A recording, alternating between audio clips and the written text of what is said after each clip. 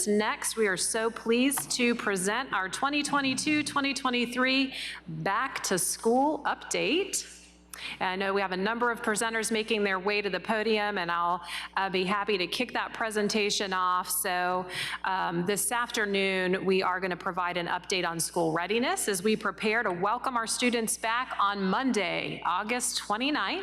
And as you know, teacher recruitment has been a hot topic. So first and foremost, I want to let you know that every class in the school district will be covered on the beginning for the first day of school. So the division is 95.2% staff for classroom teachers with 175 openings division-wide at this moment. For context, at the board meeting 2 weeks ago, we reported 211 teacher vacancies. That includes 80 new positions that we added this year to support instruction and learning. So these new positions, which are absolutely necessary, do skew the hiring picture a bit. So without them, we would have a similar number of teacher openings as we had at this time last year. That said, our goal is to make sure that students have access to their desired elective classes as well as their core content areas.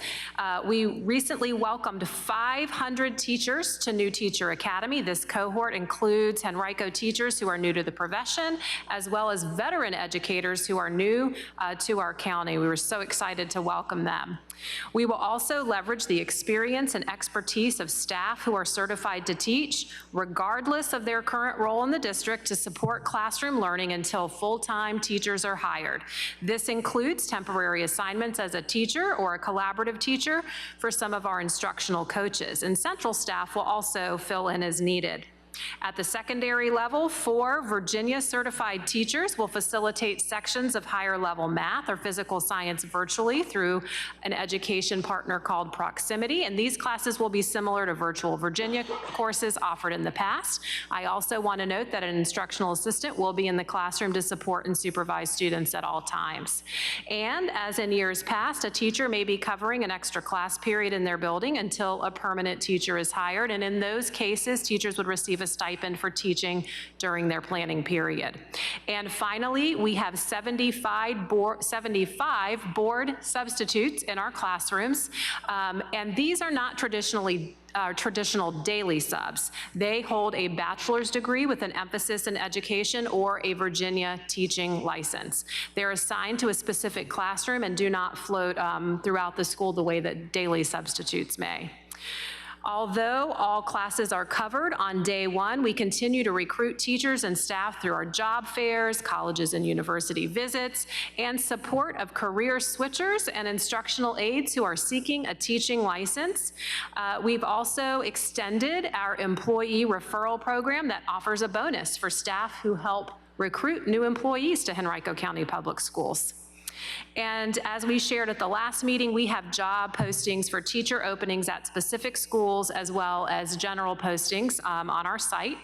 So while teacher vacancies have garnered the most attention this summer, there is work being done in every department and office to prepare for a successful school year. We are 100% staffed with school counselors, are recruiting a handful of nurses as well as social workers and psychologists to support the health and mental well-being of our students.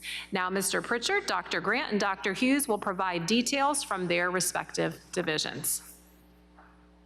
Good afternoon, and thank you, Dr. Cashwell. From an operational standpoint, we're going to focus on 4 areas: buildings and facilities, transportation, school nutrition, and health and wellness. Our facilities, custodians, and school-based teams have been hard at work this summer preparing buildings. Staff completed projects in all 72 buildings, including HVAC, roofing, flooring, maintenance, and deep cleaning of classrooms and common spaces. Updates to security cameras systems are underway, and you will receive a separate safety and security update in October. A great deal of work has taken place in this summer in the Oak Avenue complex, where the old Highland Springs High School was transformed for an Achievable Dreams Certified Academy Middle School and programs led by family and community engagement teams. Renovations continue to school entry vestibules for safety. Drivers delivered countless materials and textbooks to schools across the division, and the design work began for the new ACE centers and the new Virginia Randolph project. And now moving on to transportation. Jim Ellis and his team used ridership data to evaluate 1,658 bus routes and optimize them for efficiency. As a result, the number of buses scheduled to arrive after the bell rings is down to 2. Work is still being done to eliminate late buses completely. One way that we're doing this is to schedule earlier pickup times for Tier 1 schools. Students who are arriving early will have the opportunity to get their breakfast immediately upon arrival. The transportation team officially launched the new real-time mobile bus app division-wide. They received and prepared new buses for daily use and provided both CDL and annual training for new and returning drivers. As pandemic funding, school nutrition programs came to an end, we have developed post-pandemic food service plans for all of our schools. School Nutrition Service is happy to announce that they will not raise student meal prices for the upcoming school year. Meal service will resume pre-pandemic service models to offer students the greatest variety of food, quality, and service. While meal applications are once again required to qualify for free and reduced price meals, many HCPS students will not be required to complete applications due to direct certification and the community eligibility provision, also known as CEP. School Nutrition Services continues to expand its participation in the CEP program, with 40 schools currently offering free meals to all students. A list of current CEP schools can be found on our website. And I will now turn this presentation over to Dr. Ingrid Grant, our Chief of School Leadership. Good afternoon. As you know, HCPS continue to prioritize the health and wellness of each of our 48,000 students and 7,000 employees. This summer, staff reviewed new guidance from the CDC and the Virginia Department of Health to adjust response plans for communicable diseases, including COVID. Clinic supplies, PPE, were inventoried and restocked over the summer. Although they are not required for the school attendance, we have ensured that masks and wipes are available at all of our schools for students, staff, and visitors who may request them. Our nurses and school health service staff continue to work with families and the VDH on vaccinations and school physical requirements. Community vaccination clinics and resources are available to families with children who need routine vaccinations. A list of requirements can be found on the HCPS and VDH websites. And finally, training on health-related matters was provided as needed to appropriate staff. Let's take a look now at some instructional plans underway to welcome students back and engage in their learning. Our elementary schools are excited to return to our traditions of special events that make our schools the unique communities that they are. At the elementary level, principals have taken advantage of opportunities to meet families through cookouts, new student pizza parties, and events like popsicles with principals. Open houses are happening at this moment for pre-K through 5 with information from principals, teachers, and PTA. These events focus on re-engaging our community partners and fostering collaboration between home and school.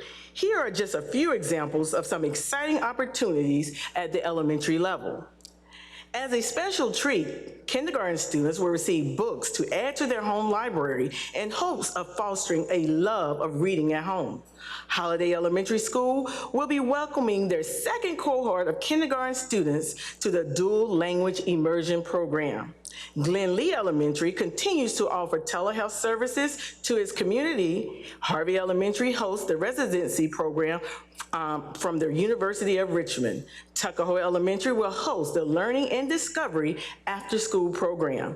In summary, elementary school teams have welcomed staff, students back to the building and are prepared to engage and enrich students for the 2022-23 school year.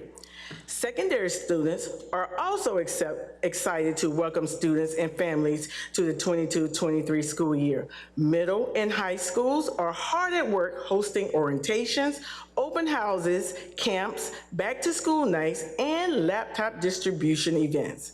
High schools are also preparing to introduce the class of 2023 to their school community through convocation. Our secondary staffs are really excited about all these events being live and in person. New to the 22-23 school year, HVA is officially a standalone K-12 school. As mentioned earlier, the Achievable Dream Secondary has a new home at the Oak Avenue complex. Verina will welcome students to the new Center of Environmental Studies and Sustainability, and Hermitage will welcome students to the new Center of Allied Health and Human Services. We are excited about the progression of opportunities we're able to provide our students in HCPS. In HCPS, we recognize that building relationships along with the structures and student support, belonging, and emotional safety lays the groundwork for a successful school year. This year, we are highlighting the Reach, Then Teach mindset that emphasizes the importance of fostering strong relationships between students and adults at the onset. A Reach, Then Teach, the first 10-day resource, has been developed with reminders and examples of ways to engage students, reestablish routines, and set expectations for behavior in those first 10 days of school.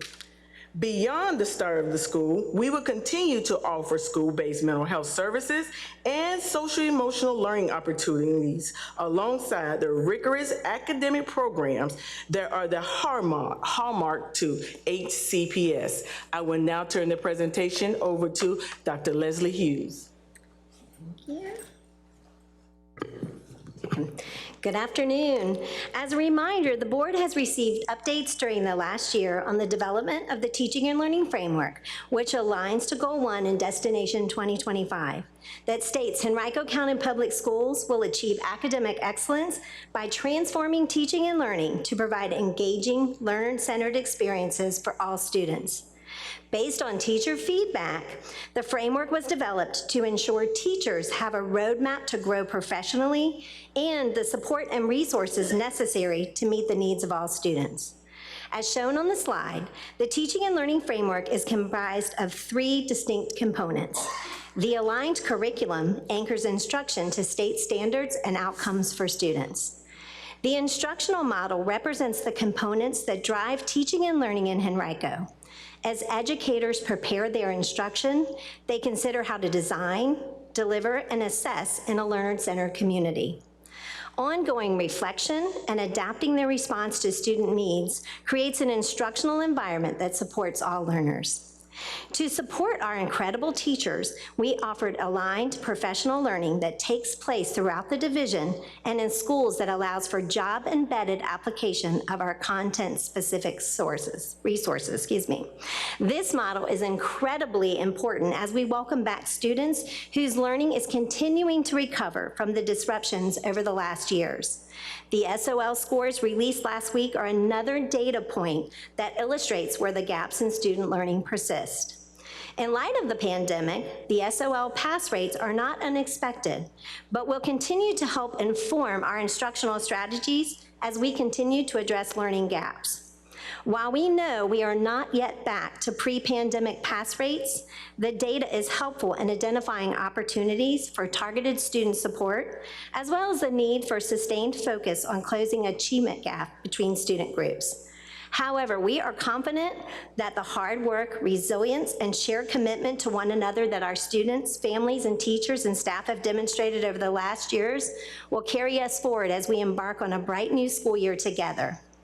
In September, the board will receive an update and will share information from multiple departments on school accountability and SOL scores. And before I move on, I want to let you know that at your seats you have a clipboard that all instructional staff was provided during the summer. That is a clipboard that shows our instructional model and has a QR code to our HCPS use. So we invite you to take a look at that.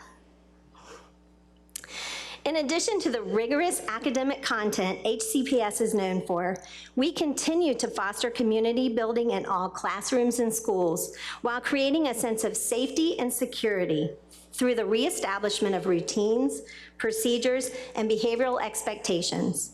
Pre-K through 12 community building activities are embedded throughout the day or week and are meant to contribute to the creation of learner-centered environments and may include brief discussions and activities to provide students and faculty and staff with the opportunity to share, think, collaborate, promote joint problem solving, get to know one another, explore commonalities and differences, and to build and strengthen relationships.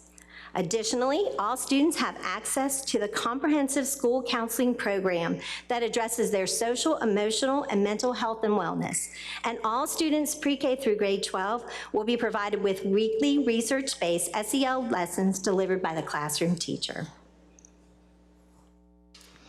We know, of course, that our teachers and our support staff are not the only group in caring adults who support our students.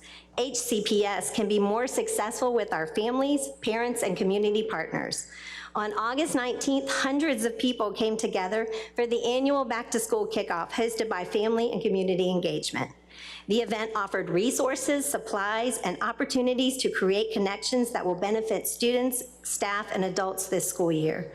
To build on that momentum, the Family and Community Engagement team is planning a series of workshops and events as part of the Bridge Builders Academy. Watch for a complete schedule of events on the HCPS website in the coming days. We will also include a calendar and future editions of the family letter in the binder. Dr. Cashwell and members of the board, that concludes our up-to-date on back-to-school readiness, other than to say we can't wait to see our students back on Monday, August 29th. And at this time, we'll be happy to answer any questions. Thank you so much, Mr. Pritchard, Dr. Cashwell, Dr. Grant, and Dr. Hughes. Amazing presentation. The team has certainly been busy preparing for back to school. Let's see, Ms. Atkins, do you have questions and comments? I do. Thank you for the presentation. I really like the reach and teach, or reach to teach. I've seen it that way as well. I think it's an excellent option for educators to personalize the learning experience. Another piece of reach and teach, but more so reach to teach, is balancing skill and will.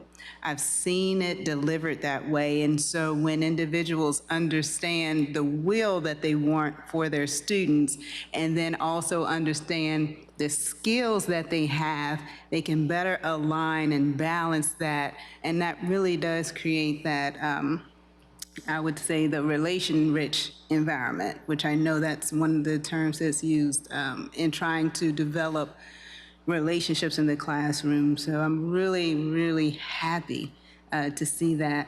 I'll talk about staffing fairly briefly because I want to emphasize what a positive story this is. And that I'm grateful for the individuals and the teams and HR really working towards making sure that students do have the right to achieve and receiving the support to succeed. We keep that at top of mind. I do know that we have many, many positive stories, and I just want to say to the public as well that significant staffing shortages, I know whether it's in one district or another district, it does need a better ending. But understand that we are working incredibly hard. The leadership teams, staff, and individuals in the community working together. And I'll use Brene Brown because I like the quote, because I think it fits in this space. And owning our story can be hard, but it is not nearly as difficult as running away from it. And what makes me proud is that Henrico County Public Schools doesn't run away from it. We acknowledge it and we work on it. And there's more good news because families are excited about this school year. The kids that I've had the opportunity to chat with are looking forward to the amazing things that are going to happen in their classrooms. And we live, many of us, in beautiful neighborhoods that wrap their arms around students with high needs and trauma, because we all desire promising futures for our babies. And if any one district has more staffing challenges than another district, that is true as well. But that's only a slither of a story. It's important when you understand your history to know that resolution to things that are complicated does take time. And yes, the pandemic compounded an issue, but we are going to continue to work for resolution, because when one area has an issue, it impacts the other areas. And we all want to work towards a balanced one Henrico.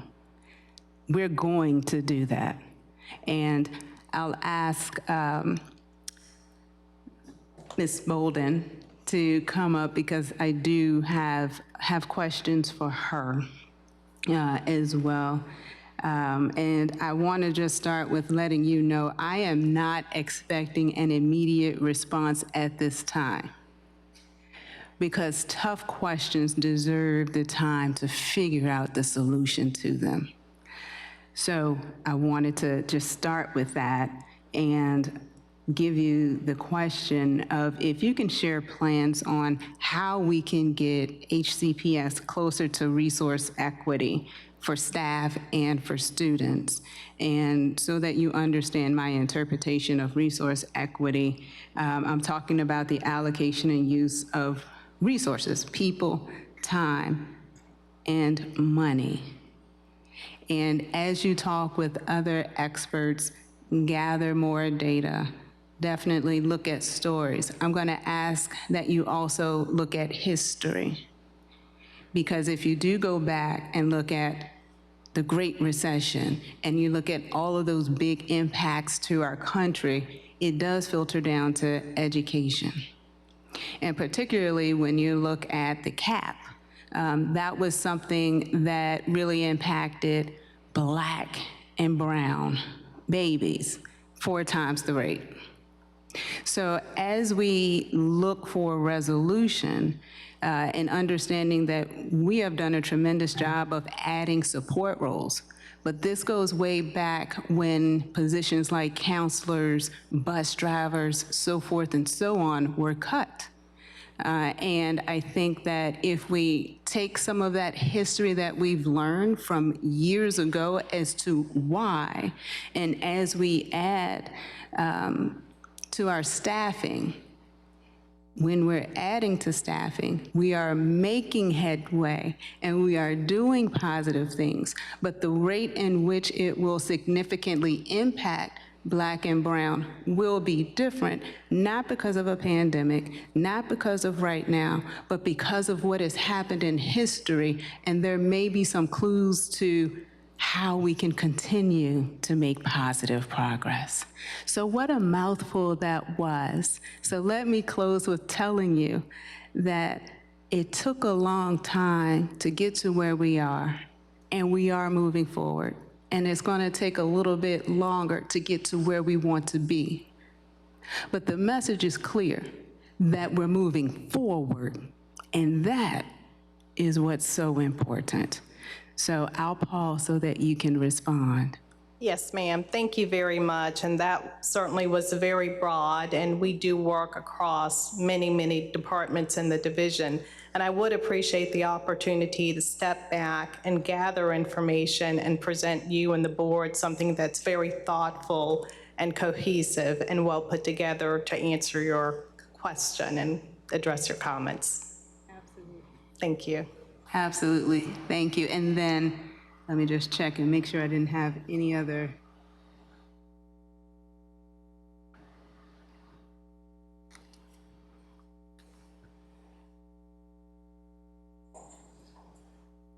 That is all. Thank you so much. Yes, ma'am. Thank you. Thank you, Ms. Bolden, and thank you, Ms. Atkins. Mrs. Ogburn. Just two real quick ones. Mr. Pritchard, you were talking about our meal program. And no, I think that's right. Yes. Yes, okay, I thought so. You were expecting bus drivers, but no.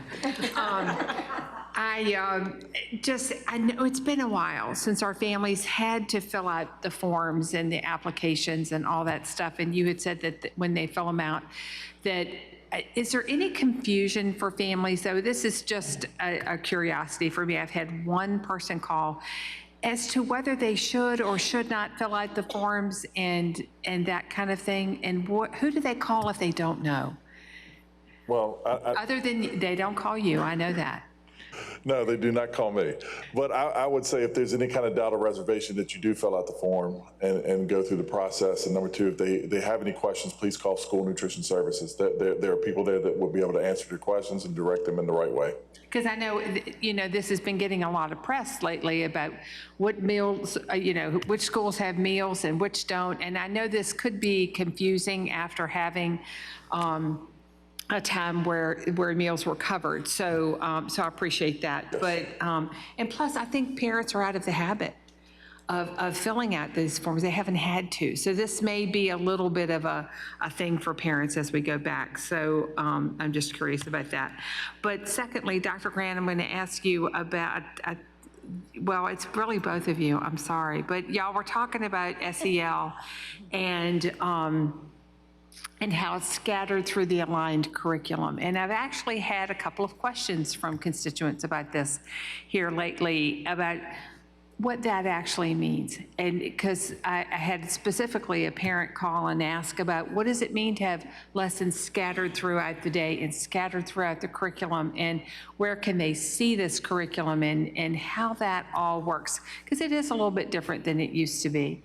And, but you had said too that counseling is working together, counselors and classroom teachers will be working like once a week, they'll have so if you could talk a little bit about this, how that works, and would be appreciated. Sure. So Tiffany, could you go back to the slide where I actually showed okay. So and this is our social emotional curriculum that's pre-K through 12. And this curriculum right here is delivered at different times during the day, depending on the level. So the pre-K and elementary setting is typically in morning meeting. And for middle school and high school, that curriculum is typically delivered during advisory. And these curriculums really, when you have your clipboards in front of you and you think about the instructional model and that learner-centered community, these curriculums really help build character, build community, build, our 6 C's that we talk about, those soft skills. What does it take to be a student in a learner-centered community? What does it take to be a good citizen? What do you need to be a good collaborator? That's what that is sort of set aside. When people talk about things being embedded into our curriculum follows our state standards. And so there are lots of tenets of our curriculum, and I'll just use an elementary example. In our elementary, kindergarten, and first grade classrooms, embedded in our curriculum is a lot of standards around this idea of citizenship or the idea of character. And so many of those concepts are also embedded into this, SEL curriculum, if you will. So when people talk about SEL being built into the curriculum, it naturally lives within our state standards. It's character, it's things you learn in government class, it's things you learn in history class. And so that's kind of where the difference is. We have things that are naturally taught within our curriculum that highlight these concepts, skills, and strategies for students. And then we also have this standalone, and when I say standalone, it's not that you stop and start, but this is something that puts specific emphasis on building those quality skills and characters. So if a parent were to have a question about this part of the curriculum. Sure. The question I've gotten is, where do I find it? So, because when they heard the term, it was sprinkled throughout, this parent was like, well, if it's sprinkled throughout, do I have to look everywhere for it? You know, that kind of thing. And so if a parent were to have a question about this, Sure. So I what do think you if- suggest? So I think if a parent has a question about it, they should start with the school counselors would be a wonderful resource.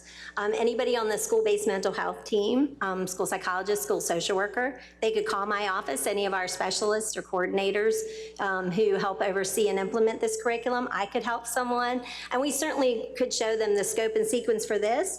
And then if a parent wanted to, I would be certainly happy to sit down and show them some examples of where it lives throughout our state standards. Okay. All right, I appreciate that, because and I think I've sent you an email about I this. think you did send me an email. But I have had more than one parent ask about this, and I think it's, it's one of those things that as people get used to it, Sure. and as we start the school year, too, it'll become apparent as to where it's happening. But only one other thing is, I just want to thank you all. Dr. Grant and I were talking about this earlier. I can't imagine what the last couple of weeks have been like for all of you, and getting those numbers that Dr. Cashwell shared and having every classroom covered is an amazing feat. It really is, by somebody who's qualified to teach them. So those who have had to switch from what they, originally thought they were going to be doing, or go and take over and combining classes and all of that. I mean, we've talked about this, and we keep saying the all hands on deck and team approach and all of those things. It sounds trite, but it's true. And so to all of you, I think we are all so appreciative of getting us to the finish line and getting us to Monday ready to go. It's a huge accomplishment, especially in the times that we have where we've had people come and go, and the teacher shortage and all of it. It's just amazing that we're at the point where we're, can breathe a little bit of a sigh of relief that we're ready for Monday. So thank you all sincerely that we're ready. And it's only because of your hard work that we've gotten there. So thank you. Thank you, Mrs. Ogburn. Reverend Cooper. Thank you, Madam Vice Chair. So I guess I just want to begin by echoing the sentiment of my peer, Ms. Ogburn, because I think too often so much noise is being shared around the deficiencies, and not enough credit is being shared on the successes. So I want to echo that. I just can't emphasize that enough. First, let me start. Dr. Castro, I want to thank you for the update on our staffing levels that you provided, and that on day one, every class will be covered, and all the strategies that we're implementing to ensure that we are fully staffed. I would ask, can I get a copy of that information you shared before the staff began the presentation, so that I may share that to constituents who may not listen to the work session, because you shared a very thorough plan to address the shortage and needs, and that needs to be communicated to further allay or to ease concerns. Absolutely. I'll be sure to share that. And we're making progress actually as this meeting is going on, so I look forward to sharing the specifics. Thank you so much. Ms. Bowden, real quick, I just want a couple quick questions. First of all, at some point, can I get a breakdown of the vacancies that still exist per district and for school? Which schools have the most, and how many of our total number of schools would be considered fully staffed? Yes, sir. I'm sure, I don't know if you have that now, but. We can provide that for you. Thank you so much. Another question, from an equitable standpoint as it relates to fulfilling vacancies, could you speak a little bit to the intentional efforts that are being implemented to balance the number of short-term, long-term substitutes versus licensed teachers at certain schools? Sure, and the manner in which I would respond would be to share that I believe we're achieving equity with regard to the supports that we're providing schools. So we can't always provide differentiated pay, but we can differentiate the supports, and we're working to do that with the help of instruction and the Department of Learning. Can you just give a highlight of some of the kind of supports example that we? Just some of the sports that we do provide those schools, that'd be great. Thank you. And those staff members? Thank you. We're currently in the process of doing an asset map, looking at our schools that have the most need and what additional supports we can provide on the district level to support our principals so that they can support our teachers and teachers can support students within our schools.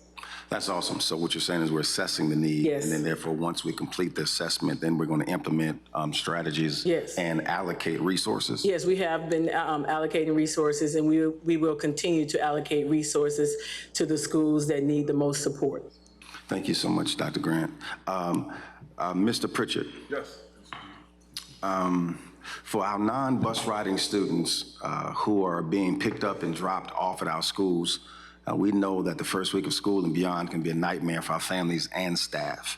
And you know what I'm going to say to you because I spoke to you before. Fairfield Middle School is one that I definitely hear complaints about issues with traffic and safety with parent, guardian pickup, drop off.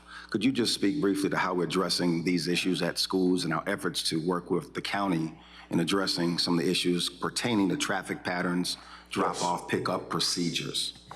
I know that this past year we went out because of what you said, and we did have an increased amount of riders that were being dropped off by their parents this year due to the pandemic, and I'm pretty sure a lot of that trend is going to happen. We still encourage people to use the bus.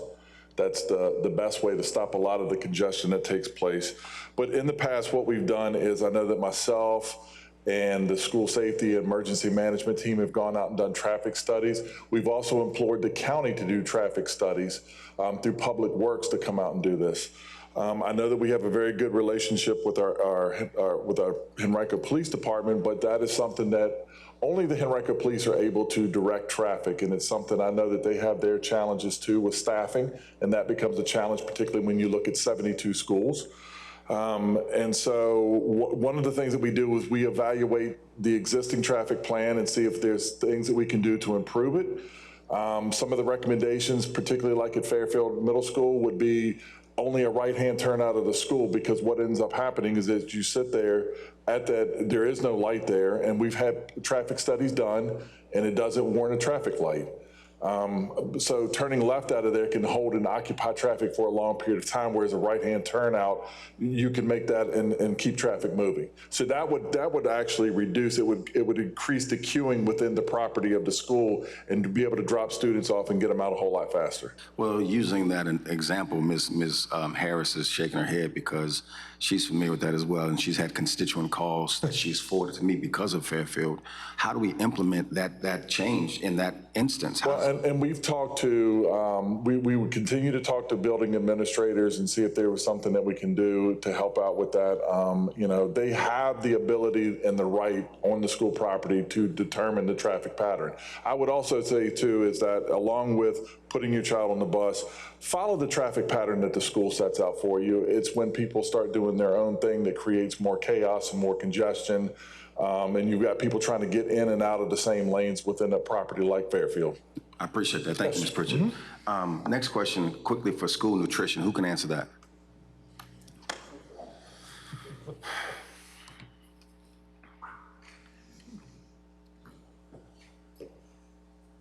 Hello, Mr. Wack.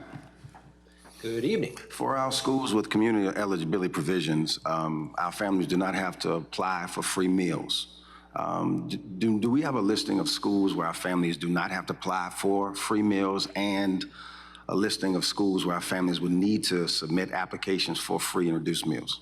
Yes, there's a lot of information on the Student Nutrition Services website. So there are 40 specific schools, so that is a majority of our schools where the free reduced lunch applies and the applications are not required. I actually have the list behind me, but again, that's on our website, and parents can apply both online, electronically this year, as well as we will have paper copies of those application forms at the schools where they're needed. So we do have it available, it's just that we need to ask them to go look and see if their school is or is not eligible. If they do that in advance or when, Okay. arriving at school. There will be hard copies there as well. Thank you. And one more question. But just note, I'm going to add to that, you're absolutely right. It's on the web, and you've sent some division communication to all families who have students registered with it. As a parent of a Henrico student, I know I've received some notices, and many of you have.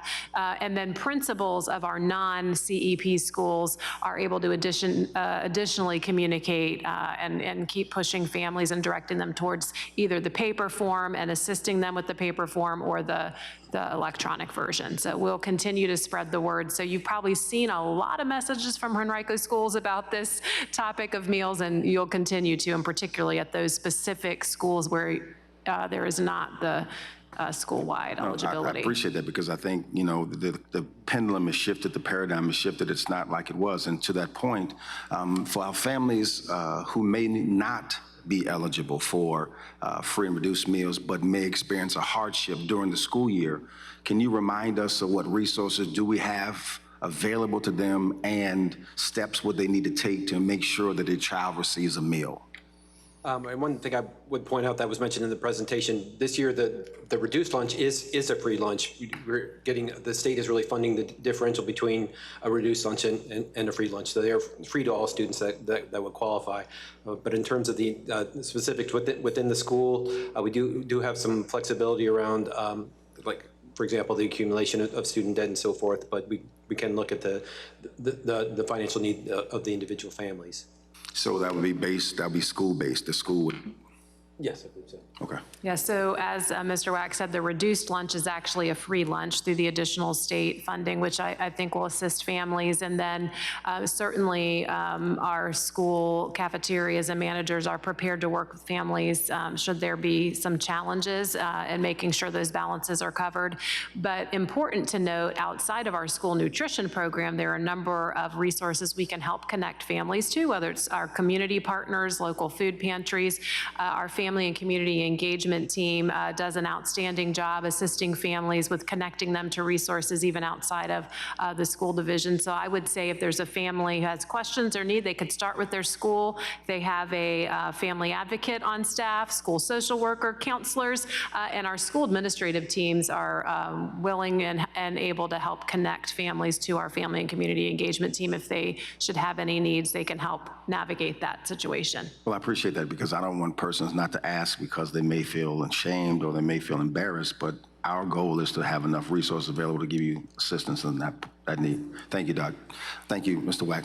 I just have two more questions. Dr. Grant, you spoke about health and wellness, so families and staff who may have concerns regarding monkeypox and any protocols HCPS will be implemented. How are we responding to any of those concerns, and is there information online that our families and staff can refer to get more information about monkeypox or any other communicable diseases that may be impacting a learning environment? Sure, that's a great question. Thank you, Dr. Cooper.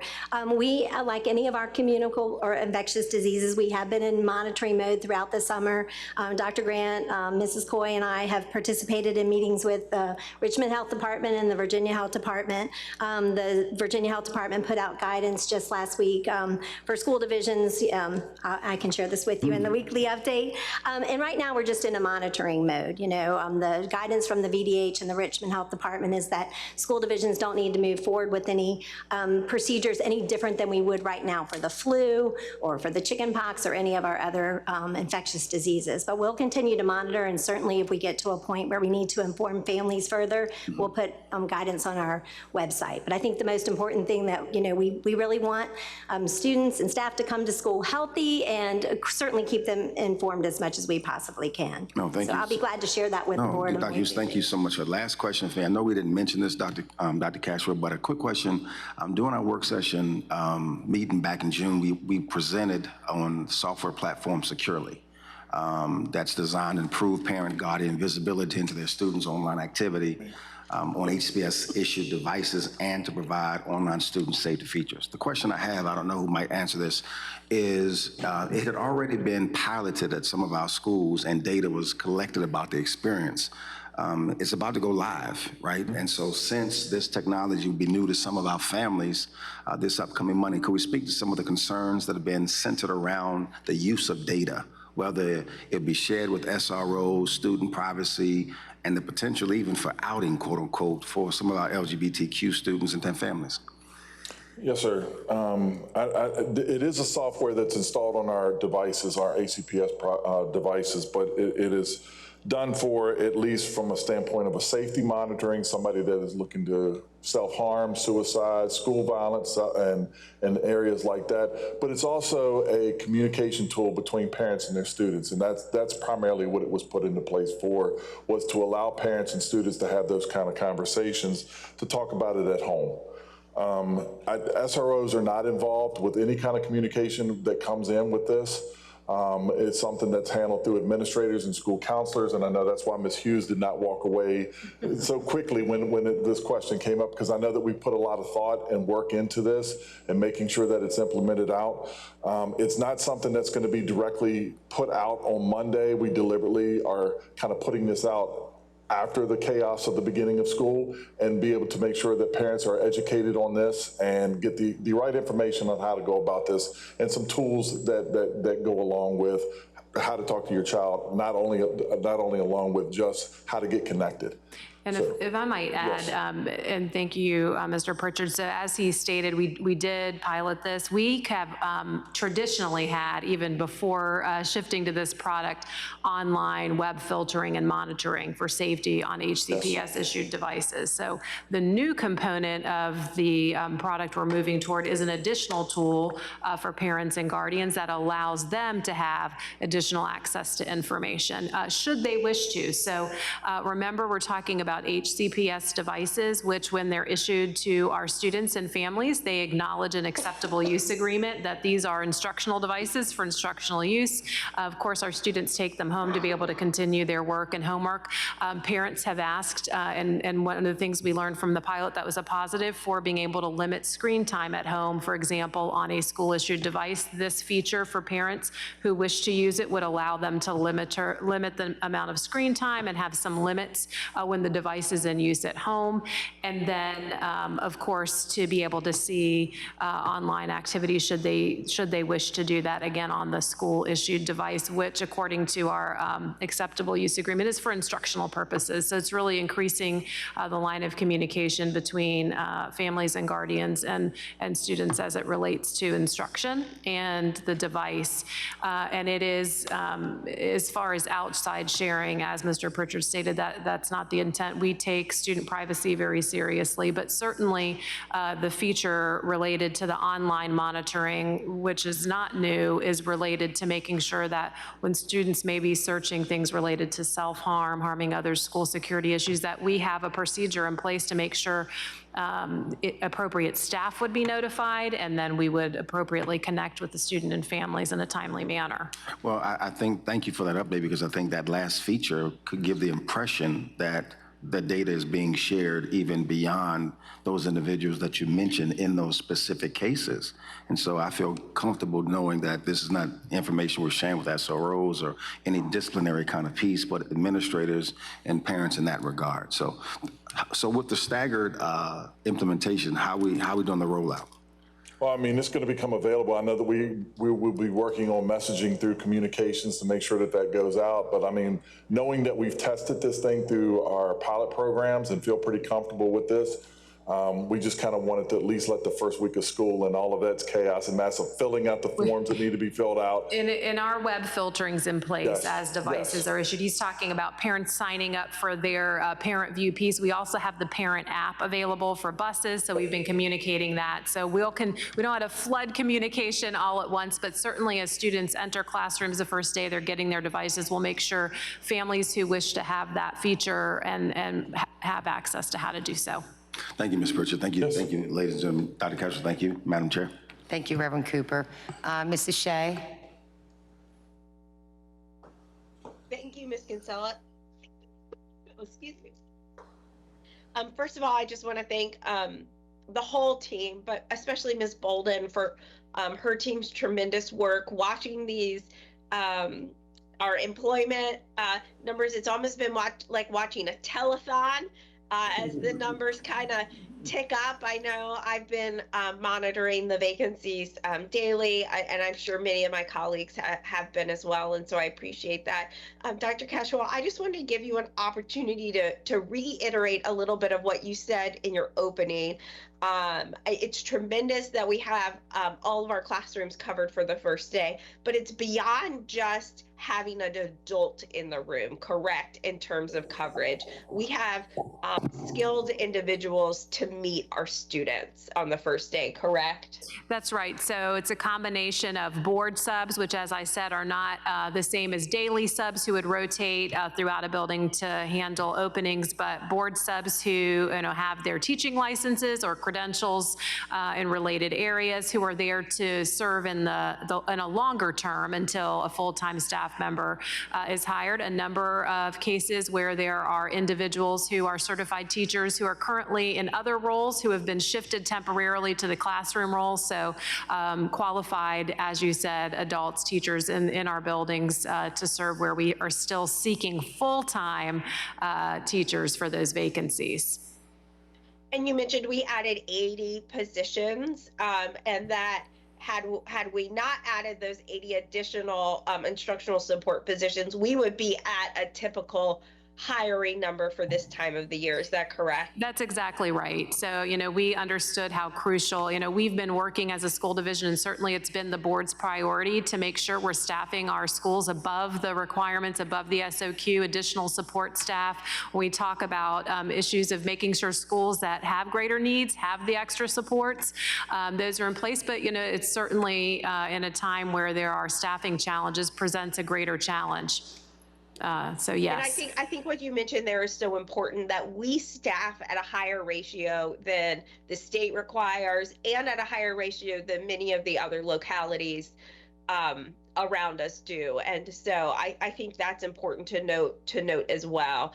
And as I've had conversations with some of my principals who have had, when I look at the official list, it looks like they have, I won't say significant vacancies, because none of our schools have, significant vacancies, but, a handful of vacancies, and having conversations, while on paper it looks like a vacancy, they've worked the master schedule to really fill those gaps. So while it exists on paper in what our students are experiencing, it's not really a vacancy. Does that make sense?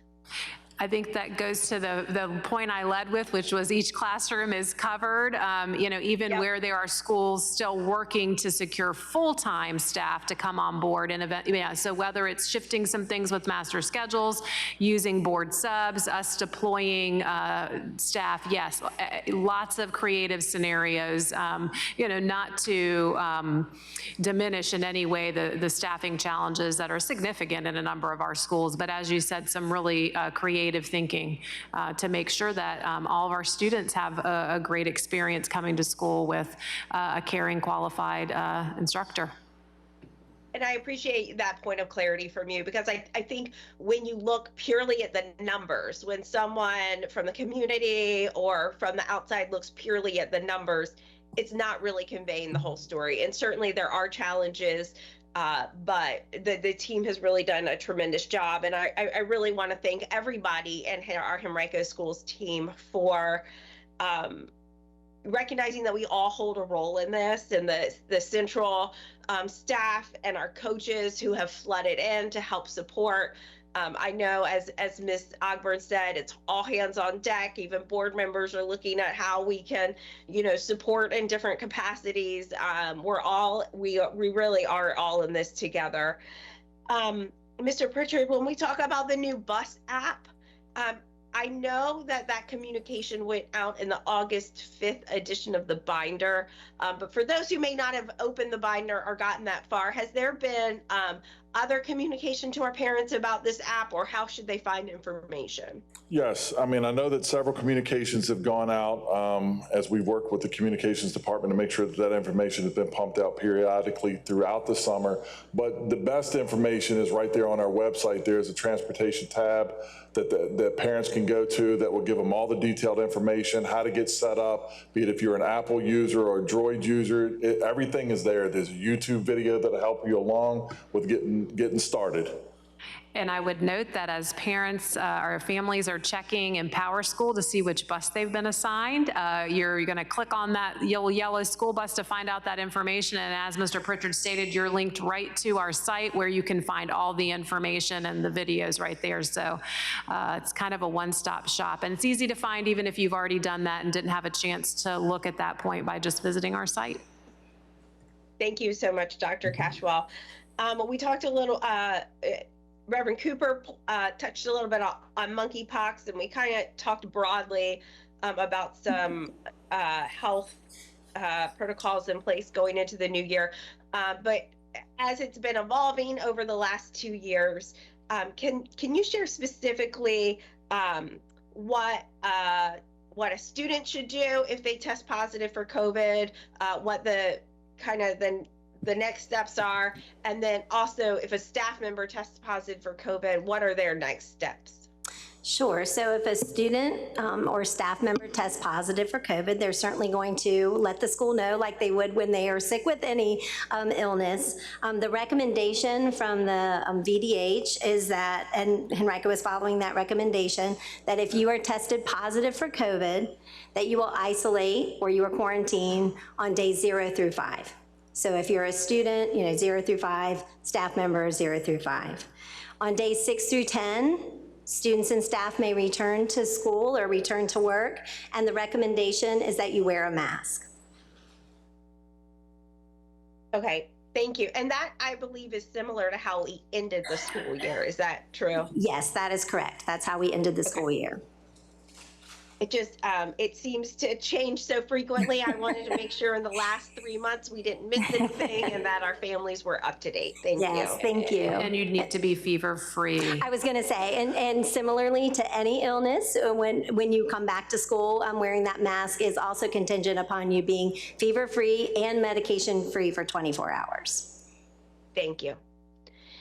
And then the next, Ms. Kinsella may touch on as well, because I know this is a point of passion for her. But as we go into the new year and we're resetting expectations for our students in our building, particularly with behavior and discipline and cell phone use and all of those things, what are our plans to really set the expectation for our students that not only is this in the code of conduct, but this is important to us. This is gonna be enforced. If I may just tag on to that, since that is on my list, Mrs. Shea, if you don't mind, if I can just add a couple more things for the team to address. I believe we're looking at barriers to instruction. And not only given our SOL results, but just because we want to start the new year off and have academic excellence, right? If the team could also address, you've already addressed relationships, but I want to hear more about cell phones, attendance, and just summarize how some of the social emotional learning and supports are going to really help us with behavior, right? Thank you, Mrs. Shea, for letting me just work smarter, not harder on that answer. Absolutely. As stated in our student code of conduct, cell phones should not be used during the instructional day. And we have worked with our principals over the summer, stressing that. We had a positive day of school culture with all of our administrators. And this year, we're going to be proactive in making sure during those expectation behavioral assemblies that students know clearly what the expectations are for this upcoming school year. There are instances where teachers might allow a student to use a cell phone for instructional purposes only. That is the only way. Other than that, students should not have their cell phones out during the instructional day. And I would add to what Dr. Grant has said, and she's, and her team, as well as Dr. Hughes' team, have really worked to make sure that the right resources are there for our administrators, not just related specifically to discipline, but to building first the relationships, right? Setting the tone, setting the culture. I think that the reach to teach, you know, that really is foundational, right? So building the strong relationships and sense of school community, and then understanding how the rules and structures within our code of conduct allow us to have a non-disruptive learning environment, and that benefits everyone in the school community. So it's really, those two things really go hand in hand, and I think what you'll see is an emphasis on not just explaining rules and enforcing them, but on the why around how we're building positive school learning communities. Ms. Kinsella, did you have anything else tied to that before I move to one last thing? I don't think so. Go ahead. Dr. Hughes had something to add, I Dr. Hughes think. actually has something to add. Well, attendance was a piece of that question, so I just wanted to make sure we answered that for you. So, you know, all schools have a school quality plan, and within that school quality plan, schools look at data for their schools to help drive decisions and meet the needs of students, and part of that plan is attendance. So schools do look very closely at attendance. If you remember during COVID when we addressed you all, most of our attendance teams sort of switched to these engagement teams, right? We were trying to make sure that we knew where all of our students were and that they were engaged in instruction. This school year, the schools have gone back to more of an attendance team structure, certainly still looking at student engagement, but to really emphasizing attendance, to really making sure that schools are monitoring attendance closely, that we're monitoring attendance from a division level so that we can make sure our students are coming to school every day. And then what happens if those students aren't in school? So we have outlined very specific procedures for schools of what they can do with their attendance teams and their intervention teams to help students that aren't in schools, and then from a central office, how we can support that attendance as well. Mrs. Shea, I actually have a follow-up to that. Do you mind? Okay. Okay, so how are we going to ensure consistency across the division, right? Right, so that's a great question. So how we're going to assure consistency is, again, sort of through that school quality lens. Like every school has a school quality plan. And so all of us in central office sit on teams, and out in schools, we all sit on school quality teams. We help them, you know, monitor their data. And then specifically, we have put out guidance this summer to principals about reinstituting the attendance teams and procedures. And then Anne-Marie Seeley, Jen Rucker, and I will go to the September principal meetings to make sure that we once again provide information and then we answer any questions. And of course, throughout the year, throughout the principal meetings, we'll make sure that principals have a clear understanding and support that they need to monitor the attendance. Thank you, Dr. Hughes. Marcy, Mrs. Shea, do you have additional questions for the team? Just one last comment.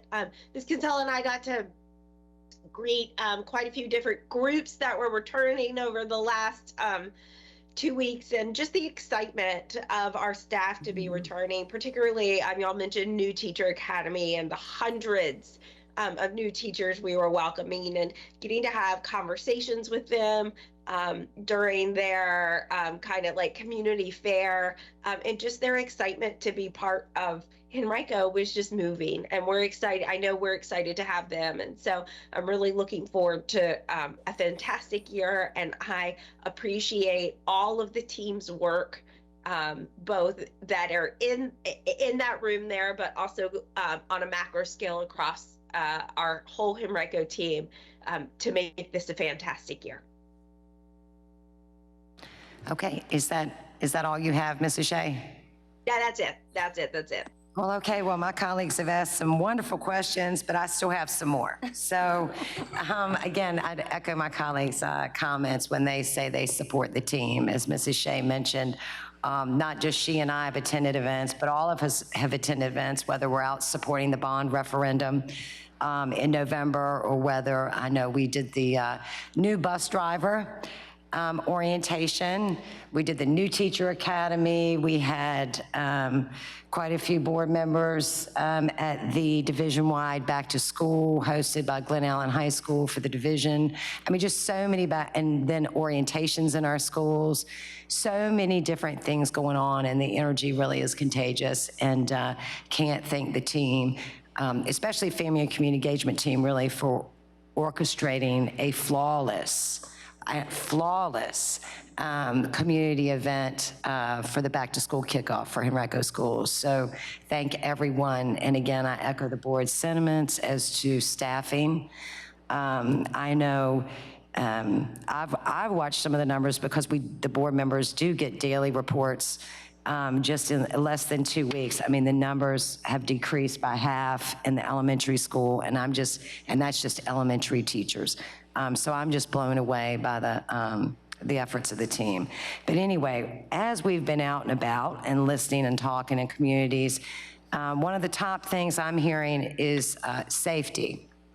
So I know I've listened to a few. I know I've listened to a safety presentation hosted by one of my elementary schools, and I know high school and both middle school have covered it. Can you speak, Mr. Pritchard, to are there security cameras that we purchase involved?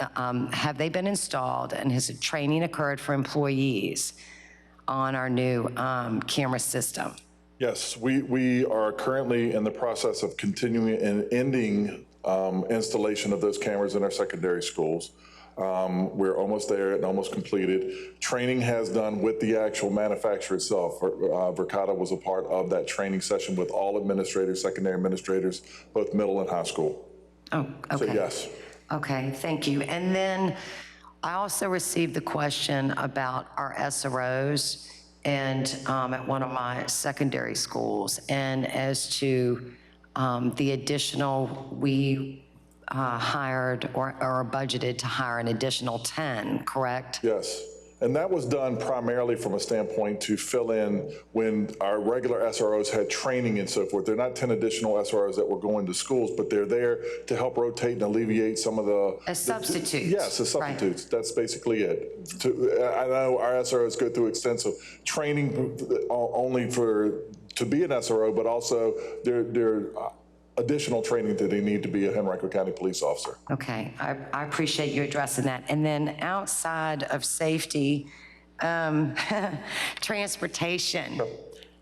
Really enjoyed the time we've been able to spend with our transportation team, and they are more than ready for back to school. But I do believe when on your slide for transportation, it says reduced number of buses scheduled to arrive after instructional bell. You did not say eliminated, which is what I really wanted to hear as a second bus run parent for the last school year. And as a board member, I wanted to hear the word eliminated. Yes. Where are we there? We are only 2 routes away from, on paper, to be in schools or buses that will arrive after the bell rings for the beginning of the school day. I do feel very confident that those numbers will be worked out. We could be at 0, being that they are generally in zones where they have worked themselves out before. It's not our heavy traffic volume areas. It's just that we're talking about routes over a long period of time or areas that are causing this. And I mean, we're still going through an employee shortage like everybody else, so we're adjusting and making do without inconveniencing families too much. They've made a tremendous progress, and to be down to just those 2 routes, and as Mr. Pritchard stated, wanting to be transparent that they are arriving after the start of the school day.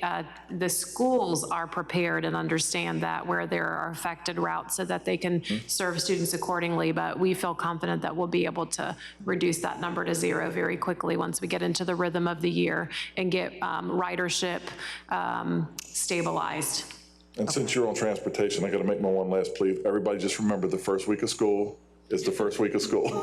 It's usually the first 2. It usually takes what? Every year it takes what? About 2 weeks about 2 weeks to get it all worked out, yes. That's right. And ride the bus. If you're going to be a bus rider, ride the bus on the first day. In those first weeks, it really helps everyone with traffic patterns. And our bus drivers are ready to greet their students. They understand sometimes our younger riders or riders for the first time may be nervous, but they're ready to greet them, as our school staff on the bus ramps at the school. So I know it can be hard to put your little one on a bus for the first time, but best to do it on the first day and for those first weeks. We highly encourage that. Okay, thank you. That's all I had for transportation. But and then I want to thank my colleagues for speaking to nutrition, because I've actually had students and families inquire about that as well. Let me see. I appreciate Dr. Hughes saying that we will get the board will receive an SOL presentation. I believe you said in September. Would that be at the first meeting or the monthly meeting at the end once we, I believe right now it's slated for the monthly meeting. okay, for the monthly meeting at the end of the month. Aren't we expecting more data in September from the Department of Education? Yes, and I believe the presentation will be before that data. Is that correct? No. No, it'll be, everything's released on that day. Oh, everything will be released on that day. Okay, fantastic. And then just appreciation to you, Mr. Pritchard, for mentioning that the board will receive a safety update in October, because we have received a lot of questions, I believe, along the way, all of us. Let me see, what else?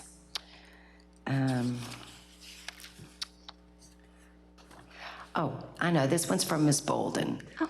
When I look at, okay, so Dr. Cashwell says every class will be covered on day one, right, by someone qualified, a qualified instructor in the class.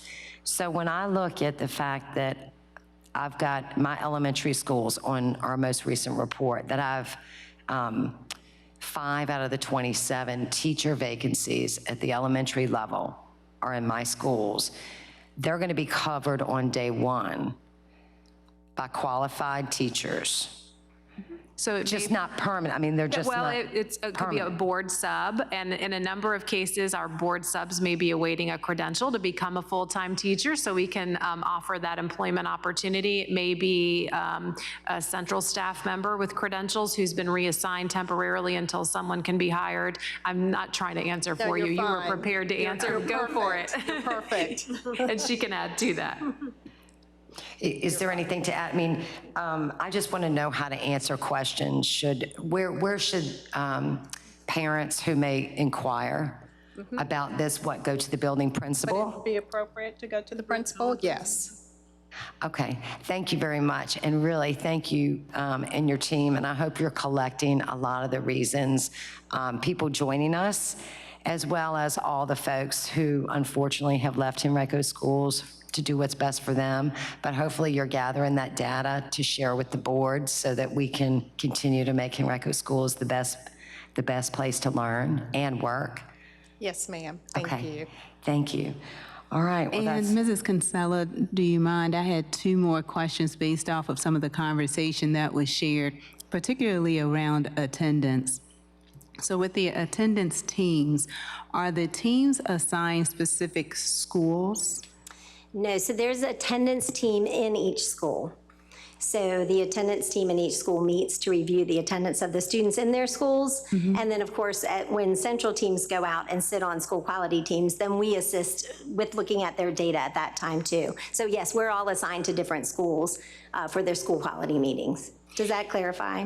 It does, and I remember asking a while ago, is there an attendance officer at each school, and does that attendance officer participate in the attendance teams? So yes, the attendance officer can be defined as a school social worker, or we have attendance officers that are assigned to some of the schools in the school division, and yes, they sit on those teams.